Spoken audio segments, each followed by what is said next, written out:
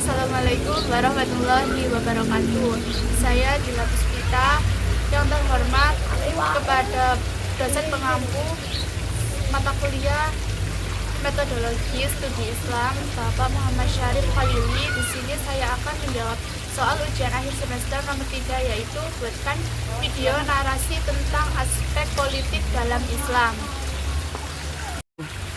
Secara bahasa, politik berasal dari kata Arab yaitu siasa, yang berarti mengatur atau mengurus urusan rakyat.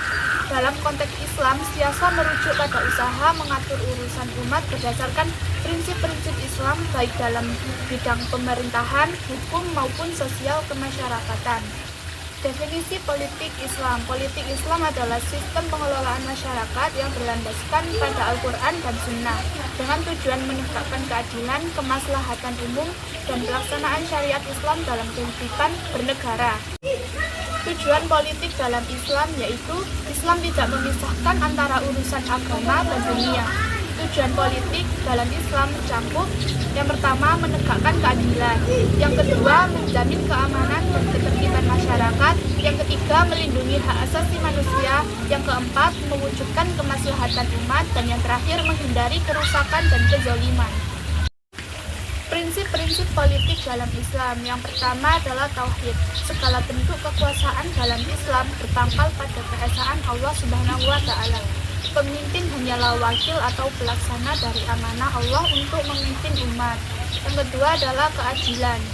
Keadilan menjadi asas utama dalam setiap keputusan politik. Islam melarang segala bentuk kezaliman dan diskriminasi.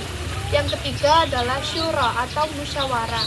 Islam sangat menekankan pengambilan keputusan melalui musyawarah. Hal ini tercantum dalam surat Asy-Syura ayat 38. Yang keempat adalah amanah. Kepemimpinan adalah amanah, bukan hak. Harus dijalankan dengan penuh tanggung jawab, bukan untuk kepentingan pribadi. Dan terakhir adalah maslahah atau kemaslahatan umum.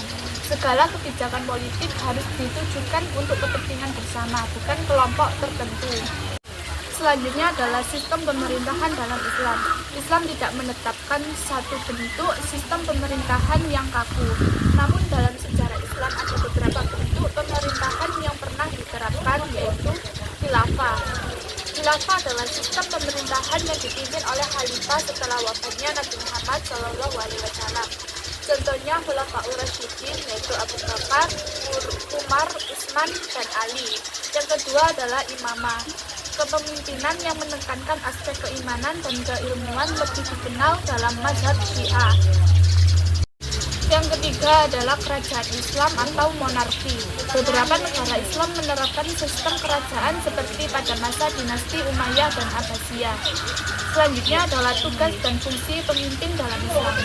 Dalam Islam, pemimpin atau imam dan sebagainya memiliki tugas antara lain yaitu menegakkan hukum dan keadilan, menjamin kesejahteraan rakyat, melindungi negara dari ancaman luar, menyebarkan nilai-nilai Islam, dan melaksanakan hukum Allah.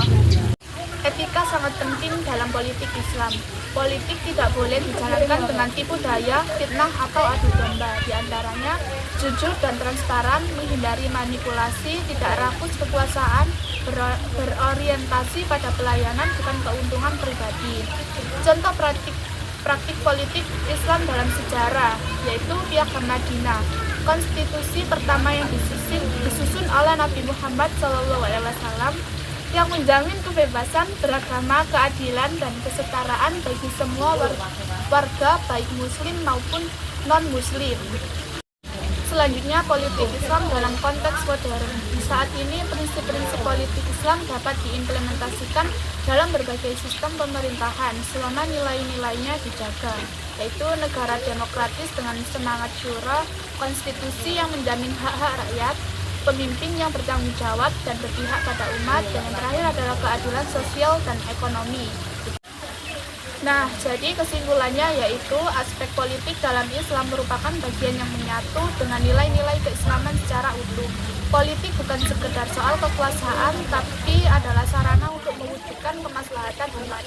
Islam mendorong kepemimpinan yang adil, amanah, dan bertanggung jawab dengan prinsip-prinsip syura, keadilan, dan pelayanan kepada rakyat.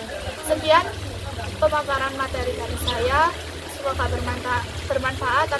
Apabila ada salah kata, wassalamualaikum warahmatullahi wabarakatuh.